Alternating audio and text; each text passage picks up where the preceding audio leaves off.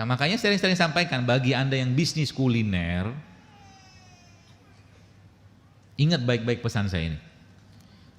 Jangan sampai orang yang dulunya sehat gara-gara makan produk yang kita buat jadi sakit. Ya. Namanya apa itu?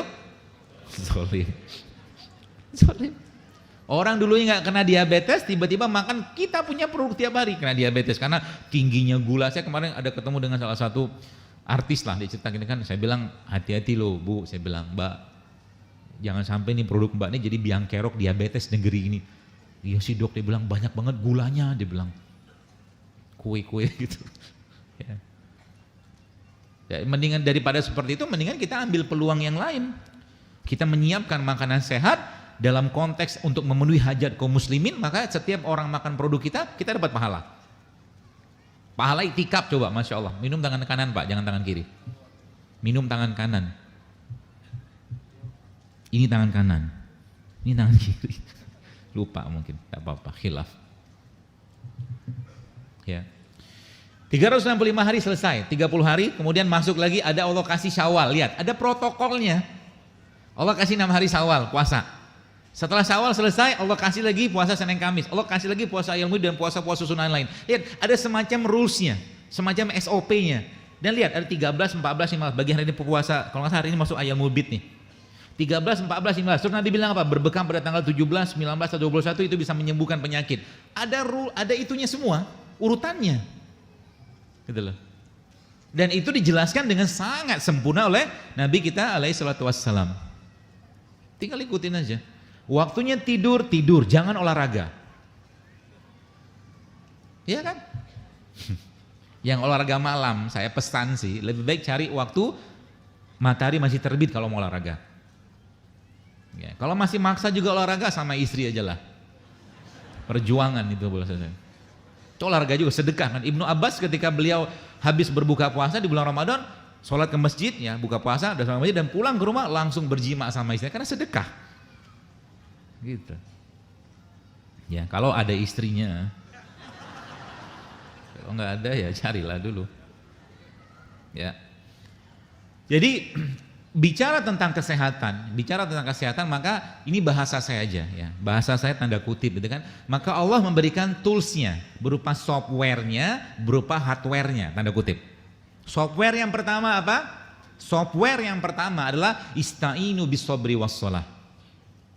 Ya, mintalah pertolongan kepada Allah dengan sabar dan sholat. Sabar itu bukan kita nerima saja, nggak ada ikhtiar. Tapi sabar itu kita menerima dan ada ikhtiar, itu sabar. Ketika sholat, ketika kita sakit bos sekalian, maka yang pertama kali kita kerjakan apa? Carilah Allah, jangan cari rumah sakit kecuali emergensi. Kalau emergensi misalkan kejang-kejang, mungkin perdarahan, oke, silakanlah pergi ke emergensi. Tapi kalau tidak, maka mintalah petunjuk sama Allah. Terutama penyakit-penyakit yang sifatnya degeneratif. Ya. Kita kan ciptaannya Allah, kita ciptaan Allah. Allah menciptakan kita untuk beribadah, maka Allah juga mempersiapkan sarana prasarananya. Ya. Sebagaimana mobil, katakanlah mobil Toyota yang dibuat oleh pabrik di Jepang itu, maka ada onderdil, ada spare part, ada suku cadangnya. Manusia juga sama. Allah memberikan isyarat kepada kita dalam surah Al-Mu'minun. Allah katakan apa? Walaqad khalaqnal insana min sulalatin min tin. Dan kami ciptakan manusia dari tanah. Maka obatnya manusia itu adalah apa-apa yang Allah ciptakan dan Allah tumbuhkan di atas tanahnya dan mendapat mataharinya. Gitu. Jadi kalau teman-teman lihat di sini, ada mic itu nggak?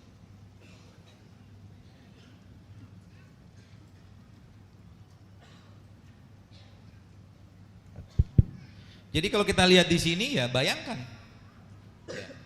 Ya ini saya katakan tadi yang dijajah 350 tahun itu. Ya, kayu manis gitu kan.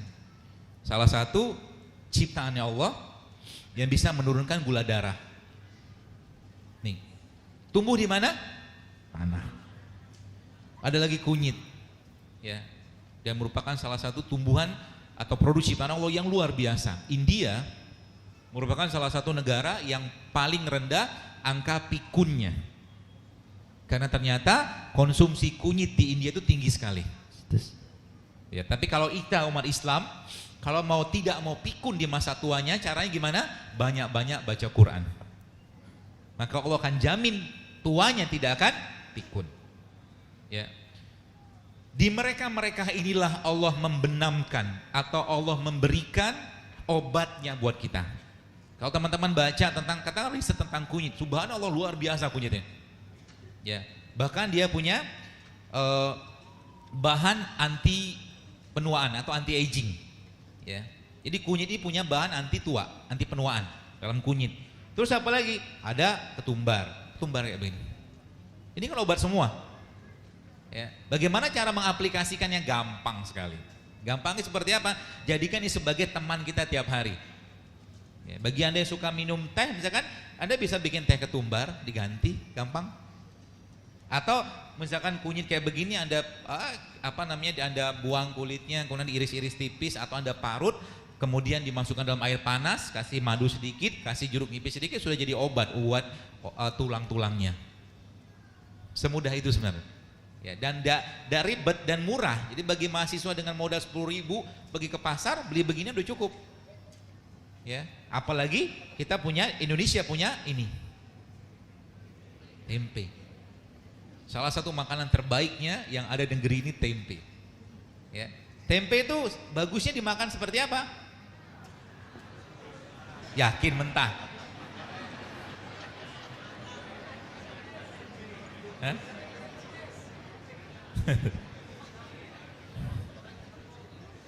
Digoreng pakai tepung.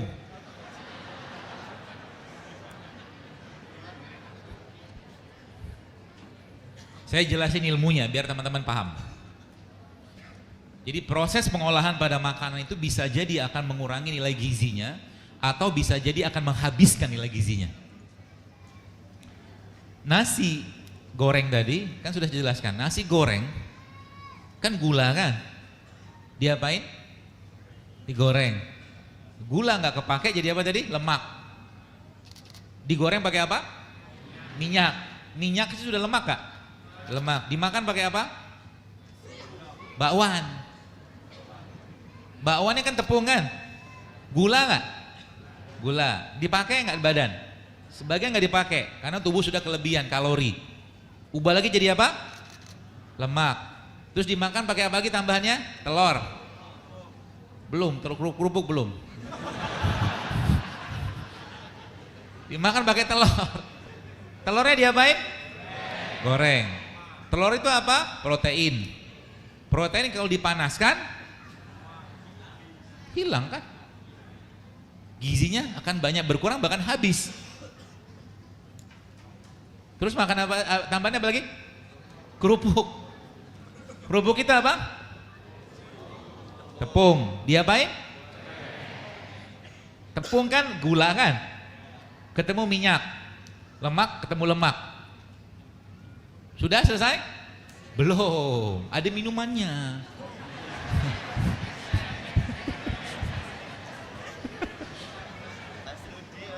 Teh. Tehnya teh yang fresh gitu, teh tubruk gitu atau teh saset? Saset. Sudah industri lagi kan, fabrikasi. Diminum, ada gulanya? Gula lagi kan? Jadi yang dimakan apa? Rasa. Gizinya hampir-hampir nggak ada. Maka sama juga nasibnya kayak tempe. Ya, tempe itu kan protein. Dalam tempe ada probiotiknya. Ya, dalam tempe ada probiotik. Probiotik itu kuman baik. Kuman dipanaskan, apa yang terjadi? Mati. Apalagi dikasih tepung, apalagi digoreng berulang. Terus yang dimakan apa? Rasa. Tiap hari kita makan rasa, sehingga tubuhnya tidak lagi punya bahan baku yang tepat, kacau sistemnya. Gitu. Ya, maka semakin alami makanan yang kita makan akan semakin sehat. Tempe kalau mama, dia tempe itu sebenarnya udah matang, serius. Ada yang pedagang tempe atau pembuat tempe, coba tanya, kedelainya kan direbus dulu kan? Bahasa kita mentah itu apa? Nggak digoreng. Makanya saya sering bilang, coba nih, challenge yourself, tantang diri Anda selama seminggu ke depan. Siap? Saya suka nih kalau ada tantangan lu gini nih. Semoga benar-benar ya. Pertama, dalam seminggu ke depan, mulai hari ini, Bapak sekalian, mulai hari ini, tidak ada produk yang menggunakan minyak goreng yang masuk ke badan Anda. Siap? Mulai tampak wajah-wajah sedih. Siap yang pertama ya. Yang kedua, tidak ada produk yang menggunakan tepung yang masuk ke badan Anda hari ini. Dua. Makin sedih? Belum. Ketiga, tidak ada produk yang menggunakan gula pasir yang masuk. Sudah tiga ya? Mau pulang atau mau terus kajian? Empat, tidak ada nasi putih. Berat dok, berat.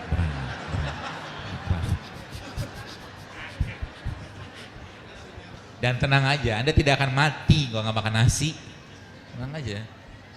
Boleh nggak makan nasi? Boleh. Kita makan nasi nggak apa-apa. Nanti ambil 1 sendok makan, cukup lah.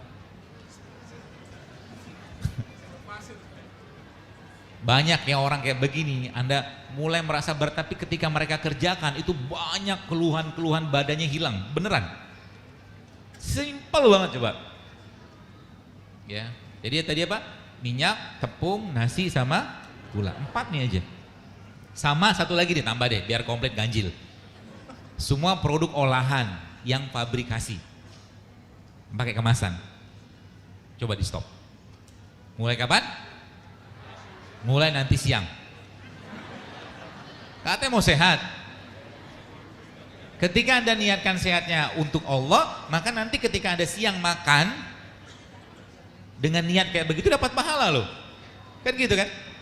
Jangan khawatir. Semoga di depan gak banyak yang jualan nih. Karena kemarin pas kajian di mana di Bandung gitu kan, pedagangnya pada protes. Kalau sudah pakai mazhabnya Zaidul Akbar, mazhab makan, udah ngawal lagi gituan. Ya. Jadi siap mengubah diri kita? Insya Allah. Untuk siapa? Untuk Allah. Biar badan lebih sehat, biar ibadah lebih baik. Itu aja menurut tujuannya, gak ada yang lain. Ya. Nah, jadi yang pertama tadi software. Jadi software yang pertama tadi istaizu bisobir. Jadi kalau ada sakit atau ada apapun, kejar Allah, tanya Allah. Ya Allah, aku ada ciptaanmu. Engkau menciptakanku, maka beri aku petunjuk ya Allah. Apa obat yang kau ciptakan di atas bumimu ini yang bisa mengobati dan menyembuhkan penyakitku dengan izinmu. Ada orang begitu nggak zaman sekarang berdoa? Sepertinya belum. Ya. Kita ubah. Maka Allah sudah janjikan, kata Allah apa? Faiza maritu fahuwa yashfin, kata Allah. Kalau kau sakit, aku menyembuhkan, kata Allah. Itu kan janji Allah. Maka ada seorang nabi pernah disebutkan dia sakit, kemudian dia berdoa meminta petunjuk kepada Allah, dan Allah memberikan wahyu kepada nabi tersebut untuk makan ini segala macam, dan dengan izin Allah akhirnya nabi tadi sembuh. Tidak lama kemudian sang nabi tadi sakit kembali dan dia lupa doa, langsung minum atau makan yang disebutkan dengan penyakit yang sama, obat yang sama, tapi Allah tidak sembuhkan dia. Cluenya di situ, serahkan semua sama Allah. Karena apa? Kemarin Bapak sekalian, kebetulan saya punya grup-grup diskusi teman-teman dokter juga yang mereka sudah mulai care lah dengan hal seperti ini tuh, kita sempat kaget kemarin. Kagetnya apa? Jadi dia seorang dokter ya, dokter kandungan, dan subhanallah dia cerita ada pasien yang preeklamsi. Preeklamsi itu yang darah tinggi lah waktu kehamilan. Biasanya kalau sudah berat banget itu biasanya akan dioperasi di seksio, di sesar. Ya, kemudian akhirnya dia mintalah petunjuk kepada Allah, ini apa? Sebab apa? Kalau bayi yang di preeklamsi itu dioperasi, maka biasanya bayi tadi akan disuntikan satu bahan namanya surfaktan untuk mematangkan parunya dulu sebelum dilahirkan. Atau sudah saya lupa lah, pokoknya seperti itu.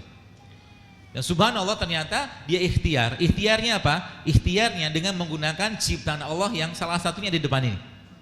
Kuasa Allah sekalian, akhirnya dapatlah ide, ada petunjuk yang dia baca juga penelitiannya. Ternyata ketika ini serai ini ketemu dengan jeruk nipis, itu ternyata bisa jeruk, bukan jeruk nipis, jeruk purut. itu ternyata, atau lime juga bisa, itu ternyata bisa berperan sebagai bahan yang bisa mematangkan parunya. Subhanallah. Dan ketika bayi itu lahir, itu ternyata dia punya kondisi yang jauh lebih baik daripada bayi-bayi dengan kondisi yang sama, ya, seperti itu. Maka jangan khawatir, Allah sudah ciptakan obatnya, tenang aja.